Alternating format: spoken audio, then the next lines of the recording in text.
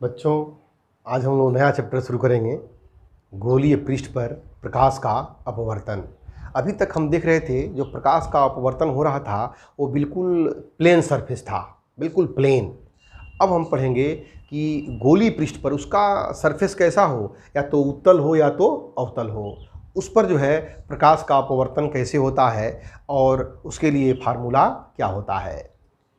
गोलीय पृष्ठ पर प्रकाश का अपवर्तन, refraction of light at spherical surface. तो स्फेरिकल सरफेस दो तरह के होते हैं, कॉनकेव और कॉन्वेक्स। तो अवतल गोलीय पृष्ठ पर प्रकाश का अपवर्तन पढ़ेंगे और उत्तल गोलीय पृष्ठ पर प्रकाश का अपवर्तन पढ़ेंगे।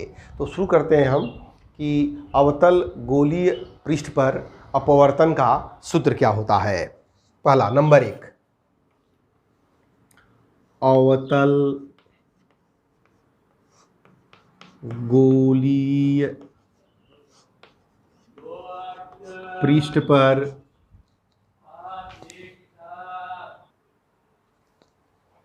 अवतल गोलीय पृष्ठ पर अपवर्तन का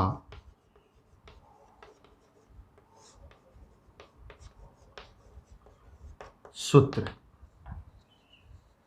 ऐसे देखिए, एक ऐसी अवतल पृष्ठ है, इधर कांच है।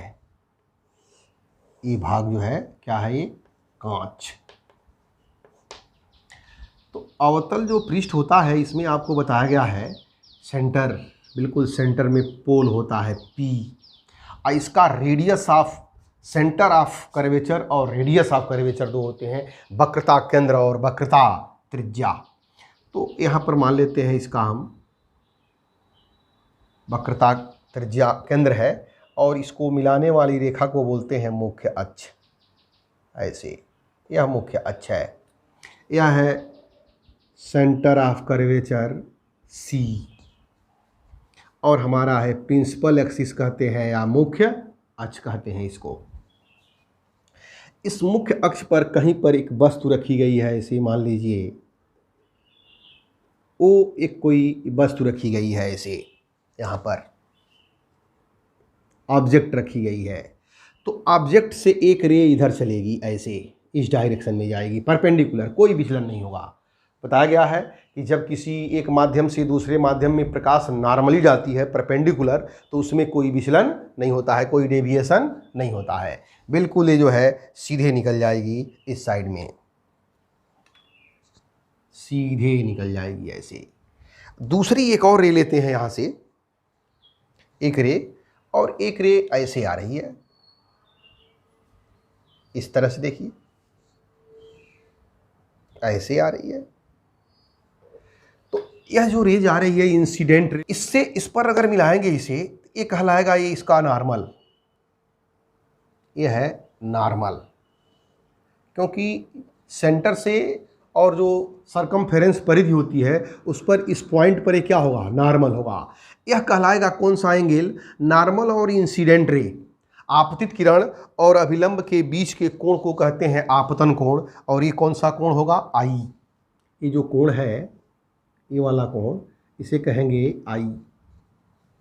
अच्छा, इस रे को जाना चाहिए सीधे, ऐसे याद करिए, इस रे को जाना चाहिए ऐसे सीधे। तो क्या ये सीधे जाएगी, नहीं जाएगी। जब विरल माध्यम से सघन में माध्यम में आती है तो अभिलंब की ओर झुक जाती है, थोड़ी सी ऐसे इधर झुक जाएगी, ऐसे इस डायरेक्शन में ऐसे ही निकल जाएगी। इसको हम डॉटेड लाइन से पीछे बढ़ा दे रहे हैं, ऐसे पीछे आ गया ये। और इस एंगल को बोलते हैं, यह अपवर्तित किरण है, यह एंगल कहलाता है R। तो जरा ध्यान देना है आपको, ऐसे दो रे क्रॉस करती हैं, इसको बोलते हैं अपोजिट एंगल या शीर्षाभिमुख कोण। ये दोनों कोण आपस में क्या होते हैं, इक्वल होते हैं। ठीक ऐसे ही यह R है, तो ये भी एंगल जो है, देखिए ये वाला एंगल, ये हमारा कौन सी रे है, ये जो है हमारी जो है, ये जो है रिफ्रैक्टेड रे है, और ये क्या है, नॉर्मल है। तो रिफ्रैक्टेड रे और नॉर्मल के बीच का कोण, रिफ्रैक्टेड रे और नॉर्मल के बीच के कोण के, अगर यह R है तो ये भी एंगल क्या कहलाएगा, आर कहलाएगा। ये एंगल, ये पूरा पूरा आई है, ध्यान दीजिएगा, यह जो है पूरा पूरा ये एंगल जो है आई है और ये एंगल क्या है, आर है। यहाँ पर इमेज बन रहा है आई। इतना कंस्ट्रक्शन है इसका, अगर इतना समझ में आ गया तो कोई दिक्कत नहीं है। हम मान लेते हैं जो ये आपतित किरण है यह प्रिंसिपल एक्सिस से अल्फा एंगल बनाती है, रिफ्रैक्टेड यानी अपवर्तित किरण है यह बीटा एंगल बनाती है, और अभिलंब है वह गामा एंगल बनाता है। अल्फा बीटा क्या है, अल्फा कौन सा एंगल है किसके किसके बीच का, आपतित किरण और मुख्य अक्ष के बीच का कोण है, अपवर्तित किरण और मुख्य अक्ष के बीच का कोण है, अभिलंब और मुख्य अक्ष के बीच का कोण है, अल्फा बीटा गामा। यह इंसिडेंट एंगल है आई, यह है अपवर्तित किरण कहिए, अपवर्तित किरण और अभिलंब के बीच का कोण कहते हैं रिफ्रैक्टेड एंगल, अपवर्तन कोण है आर, आई और आर हो गया। अब एक चीज़ और देखिए, यहाँ पर हम पॉइंट ए मान लेते हैं, यह है पॉइंट ए, और ए से क्या किया हमने, परपेंडिकुलर ड्रा किया, यहाँ पर हो गया एम, यह हमारा क्या है, पोल है पी। कोई भी डिस्टेंस होता है वो हम कहाँ से मापते हैं, पोल से मापते हैं। तो याद करिए ये जो हमारा ऑब्जेक्ट है, इस ऑब्जेक्ट से और ये पोल है, ये पोल, इनके बीच का जो डिस्टेंस होता है उसको कहते हैं यू। और ये इमेज है, इमेज से ये हमारा जो है इमेज बन रहा है प्रतिबिंब, प्रतिबिंब से पोल के बीच की दूरी को कहते हैं भी। और ये सेंटर ऑफ कर्वेचर, वक्रता केंद्र से ध्रुव के बीच की दूरी को कहते हैं आर, आर है, यह रेडियस ऑफ कर्वेचर है आर। इतनी चीज़ें हैं। अब इसमें करना क्या है, देखिए यहाँ पर लिख सकते हैं आपतन कोण, कौन सा कोण होगा आपतन कोण, ओ ए सी, ओ ए सी बराबर आई, अपवर्तन कोण, अपवर्तन कोण तो ये होगा लेकिन इसी के बराबर ये होगा आई ए सी, आई ए सी बराबर आर, ऐसे हमने निकाल लिया आई और आर। अब देखिए इसमें थोड़ा सा ध्यान देना है, ये जो ट्रायंगल बन रहा है, जो त्रिभुज है ओ, ध्यान दीजिए ओ सी ए,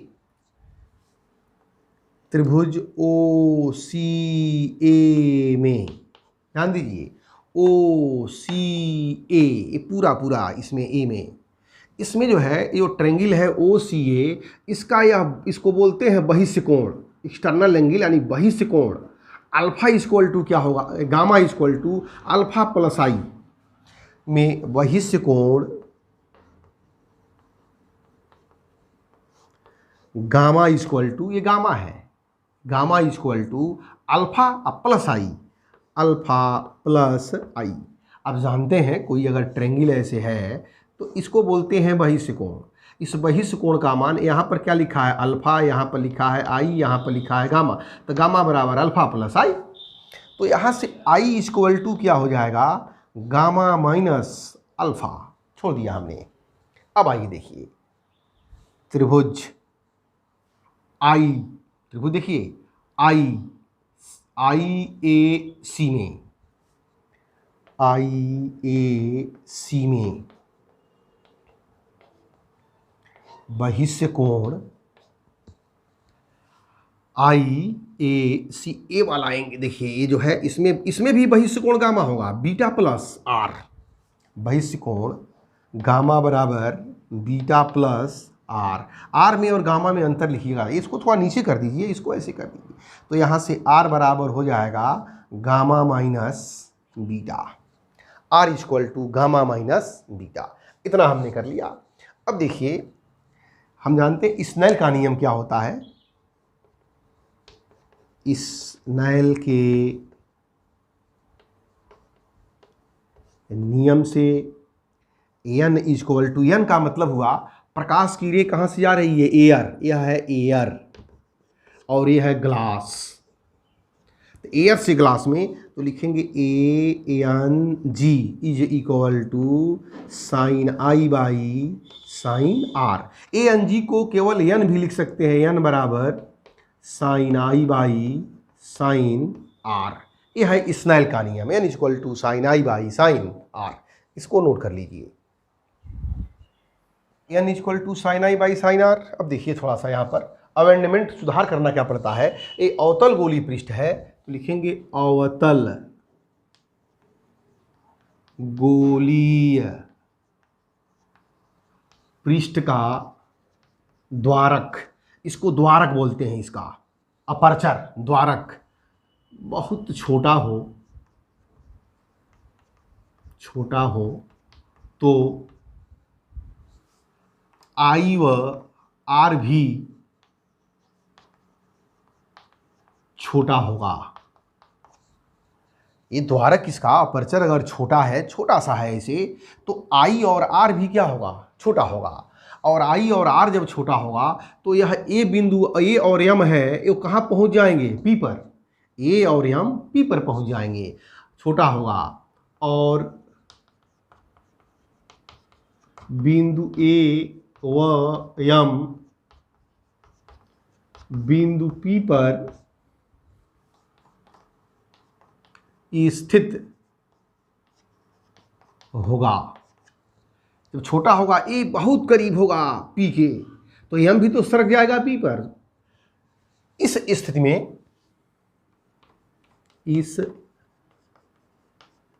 स्थिति में साइन आई बराबर आई और साइन आर बराबर आर। अगर आई और आर का मान छोटा, कोई भी एंगल छोटा हो तो साइन के ऊपर उसका कोई बहुत प्रभाव नहीं पड़ता है। रेडियन में अगर हो तो sine i equal to i, sine r equal to r, छोटे कोण के लिए होता है। तो यहाँ पर लिख सकते हैं, इसलिए n is equal to i by r, या आई बराबर हो जाएगा एन आर, या आई इक्वल टू हो गया एन आर। आई और आर का मान रखा जाए इसमें, आई व आर का मान रखने पर आई की वैल्यू है गामा माइनस अल्फा, तो लिखेंगे gamma minus alpha is equal to n, और आर की जगह पर gamma minus beta. Gamma minus alpha is equal to n gamma minus n beta. तो गामा को उधर भेज दे रहे हैं, एन बीटा को इधर ला रहे हैं। N beta minus alpha is equal to n gamma minus gamma. N beta minus alpha is equal to gamma, यहाँ कॉमन हो जाएगा एन माइनस वन। यह हो जाएगा equation number 1, n beta minus alpha is equal to gamma n minus one. अब ज़रा ध्यान देना है आपको, अभी लिखा गया है अवतल गोलीय पृष्ठ का द्वारक बहुत छोटा हो तो आई व आर भी छोटा होगा और बिंदु ए व एम पी बिंदु पर स्थित होगा। जब आई छोटा होगा, आर छोटा होगा, तो क्या अल्फा बीटा गामा नहीं छोटा होगा। ऐसे देखिए, जब यह बिंदु ए पी के समीप आ जाएगा तो अल्फा भी छोटा होगा, बीटा भी छोटा होगा और गामा भी छोटा, क्योंकि सभी इसी पॉइंट से जा रहे हैं। और अल्फा बीटा गामा जब छोटा होगा तो इसका टैन लेने पर, टेंजेंट छोटे कोण का टैन लेने पर भी कोई प्रभाव नहीं पड़ता है। तो लिख सकते हैं यहाँ पर द्वारक छोटा होने पर अल्फा बीटा तथा गामा का मान भी छोटा होगा।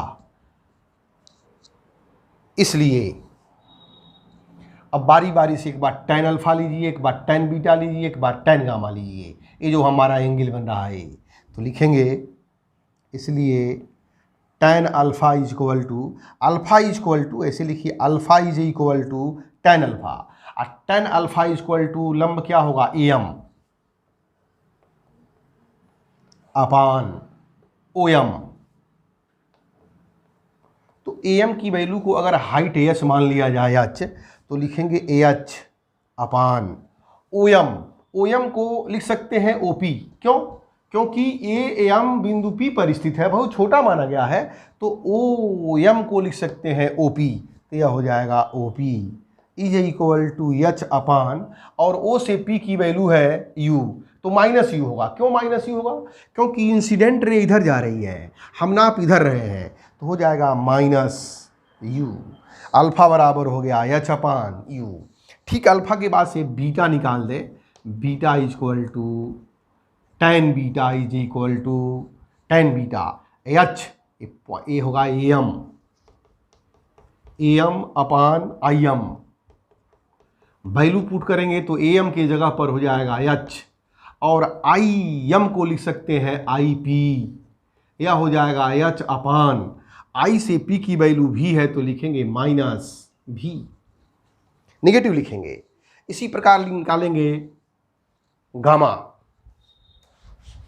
यहां पे निकाल दे रहे gamma, gamma is equal to ten gamma is equal to m upon c m, यह हो जाएगा एच अपान सी एम को लिख सकते हैं सी पी, तो गामा बराबर आ गया एच अपान सी पी की वैल्यू है आर, तो लिखेंगे माइनस आर। यहाँ पर है अल्फा, यहाँ पर है बीटा, यहाँ पर गामा। अल्फा बीटा गामा का मान समीकरण या इक्वेशन 1 में रखने पर रखते रहे, इसको मिटा दें, इनटू बीटा इक्वल टू है एच अपान माइनस भी, माइनस अल्फा है h upon minus u is equal to gamma, gamma की वैल्यू है माइनस एच अपान आर, लिख दे रहे हैं यहाँ पर minus h upon r into n minus one, minus r है, माइनस आर लिख दिया गया है। इस साइड में देखिए minus h minus h minus h, यहाँ पर माइनस एच अगर कॉमन ले लें तो यहाँ बचेगा एन अपान भी minus one upon U is equal to minus H और N minus one upon R. Minus H से माइनस एच कैंसिल, तो फार्मूला हो गया एन अपान भी माइनस वन अपान यू बराबर N minus one upon R. इसे बोलते हैं गोलीय पृष्ठ पर अपवर्तन का सूत्र, एन अपान भी minus one upon u equal to n minus one upon are.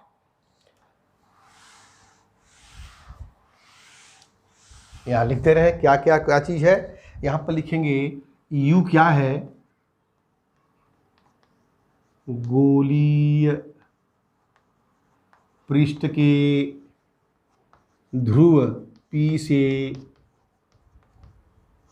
वस्तु की दूरी, भी क्या है, गोलीय पृष्ठ के ध्रुव P से प्रतिबिंब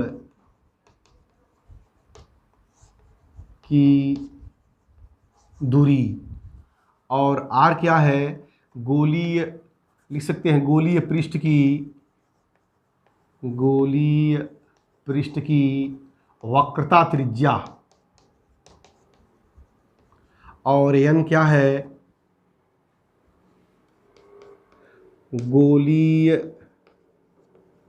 पृष्ठ का वायु के सापेक्ष अपवर्तनांक, अपवर्तनांक। N को ऐसे भी लिख सकते हैं ANG।